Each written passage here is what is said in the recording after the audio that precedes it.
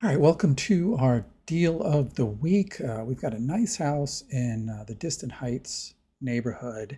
And, if you're out there looking for a house right now, you're probably seeing what I'm seeing, which is there's still a lot of sellers, home sellers, mistakenly believing that they can get last year's prices from 18 months ago.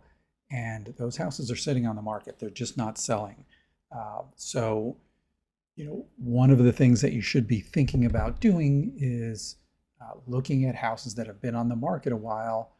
Uh, Reality has a way of sort of adjusting the attitudes of a lot of sellers, and they start lowering their price, um, and they're still not going to get showings until that list price starts to get into a range where somebody says, okay, this person's being reasonable. Maybe I'll go out and see that house. So there are deals out there. They just, if you get your filters set to show new listings, it may not seem like the deals are out there. You've got to start looking at houses that have been on the market for a while. So let's go through our rules real quick, just so that we're sort of on the same page. These are my 4 rules for getting a great deal in today's buyer's market. You set the price. This is not a seller's market where you're going to go in and offer over list or even list price. If something's been on the market a month or more, it's overpriced, and you're going to come in lower. We're going to try to stick to established neighborhoods the best we can, avoid risky up and coming areas. The reality is that in softer or flat markets, taking chances in sort of the next cool neighborhood is probably not the way to go, because if activity dies down in that neighborhood, renovation activity, flipping activity, you end up with a nicer house in a lesser neighborhood. That's breaking rule number 1 of real estate. Try to stick to low maintenance properties, even if you have cash for things. There are plenty of deals on the market where the homes have newer systems, but do yourself a favor, always look in the description for things like newer roof, AC, electrical, plumbing, if at all possible. These could be insurance issues, and we've got a lot of older housing stock here in St. Pete, so you want to be aware of that. And then lastly, try to stick to houses with broad appeal features, and we're really talking about 2-bedroom, 2-bath, 3-2, or more actually. 2-bedroom, 1-baths are a little bit harder to sell in a flat or soft market, because obviously you eliminate families a lot of time, and you eliminate single people that want to get a roommate. Having that second bathroom is sort of critical. So let's just jump right into our first house, and it is at 5010 8th Avenue. It's in the Distant Heights neighborhood of St. Pete, and you can see here, this is, just blows me away. $116,000 price drop. Now, that's not just in one shot. That was over some period of time. So this is a 4-bedroom, 2.5-bath, 2,100 square feet. This is what we love to see right here, $219 a square foot. I mean, this is going back to pre-pandemic days as you start approaching that $200 per square foot. And just looking at the first picture here, the house looks pretty nice. So $219 per square foot, but let's talk about this price drop for a second, and we'll take a quick look at the history. Well, actually, if you're not familiar with Distant Heights, let's take a look at the location first. It's one of my favorite neighborhoods in St. Pete. It is a non-flood zone. It is sort of dead center of St. Pete. Here we have downtown over here, and then of course the beaches are all over here. 275 will get you over to Tampa, and then almost smack dab in the middle, you have Distant Heights. So love the neighborhood. So let's look at the pricing history on this one. Pretty wild. I mean, they put it up in May of this year at 584, which 274 a square foot at that point would not have sounded terrible. But just as spring hit, I would say probably even April, things started to get a little wobbly, and the buyers were not coming out.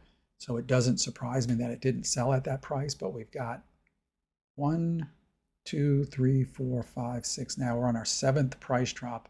We're down to $469. That's $219 a square foot, which Seems crazy from just a few months ago. But let's buzz through the pictures and see if this house is as nice as it looks on the outside. The first thing you're going to notice, obviously, is that extra square footage. Um, Looks like it came from an enclosed garage.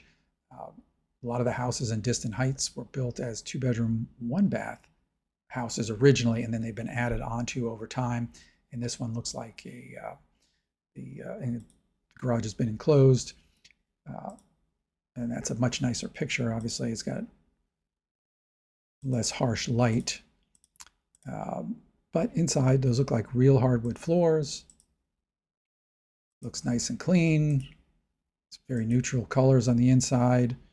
The tile probably is going to feel a little dated to you at this point, that sort of old beige tile with the dark grout. And then, even the darker wood cabinets, which look pretty nice to me, stainless, and a little breakfast bar here. So nice big open space here.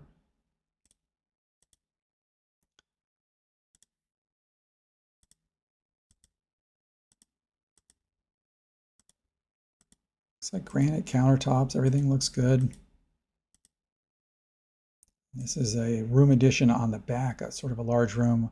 I'm guessing, based on this wall here, that maybe this was a Florida room at some point, and then they may have added on here. It's hard to tell. Certainly when this house was built, this was not on there. And I don't know, maybe this concerns me a little bit. I don't know if you're going to be able to see this in the pictures, but maybe this is just a tongue and groove paneling up here. Anytime you see a roof that's less than the height of the roof and the rest of the house, you can assume that it was an addition at some point, and they didn't want to add like a new pitch to the roof, so they just kept getting lower and lower as they added on. And that's typically what you find here, because this looks like it's about maybe 7 feet here. It's hard to tell, and this roof slopes down a little bit. That's just one of the quirks you're going to get with a house that's been added onto over the years. But otherwise looks nice and clean. And it's got AC. The vent is missing back here. And that's another telltale sign that this is a flat roof. Obviously, you couldn't get any vents in here, but they did vent the AC out from the sort of kitchen area. So a nice big room back here. You got a washer and dryer separate. Bedrooms. Now those don't look like the original floors. The other ones, that's either laminate or the luxury vinyl plank. So you can see this is clearly real hardwood. And these were probably the original bedrooms. Newer vanity, nice and clean. I mean, the house looks like it's in pretty good shape. I'm not saying it's perfect. It was a recent flip. And the pictures are really nice, and sometimes that can hide some flaws. But you've got real hardwood floors in at least a couple of the bedrooms.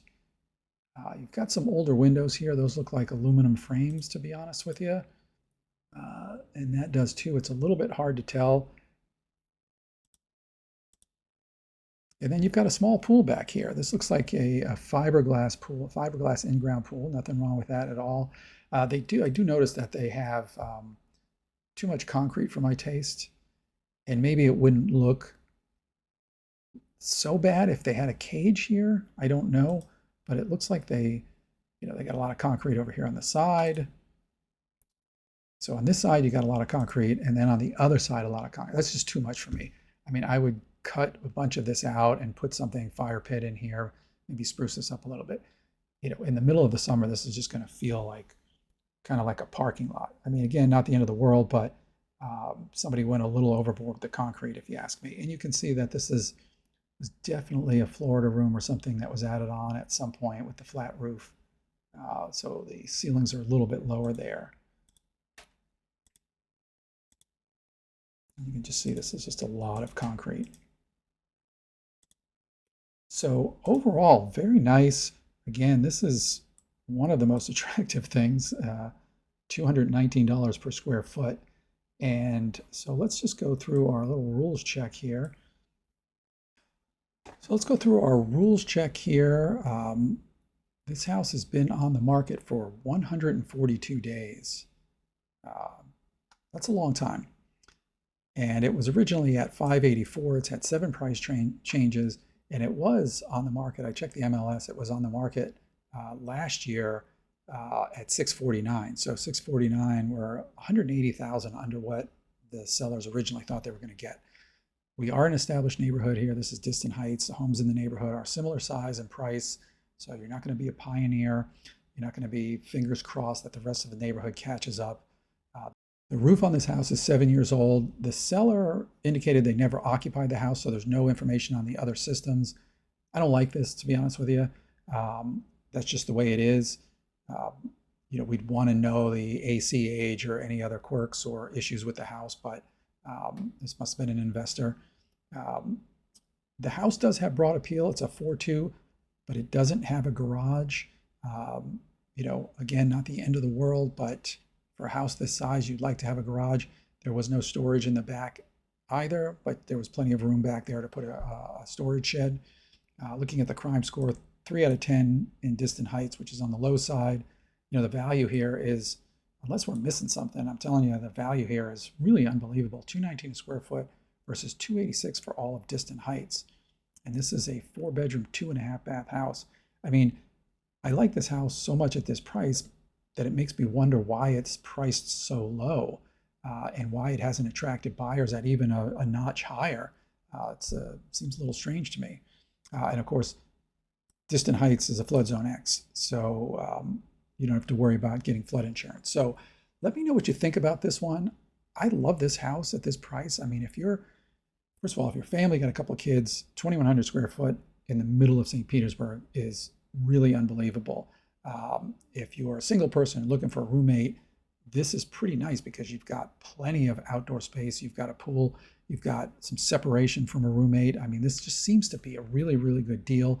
The only thing I don't like is we don't know a lot of the history of the house because the seller indicates that they never lived there. So who knows? But the roof is not that old. Let me know what you think. Make a comment. If you are thinking about buying in St. Pete, shoot me a text, send me an email, give me a call. I'd love to help you out. My name is Steve Reynolds, and this has been our Deal of the Week, and I will see you next time.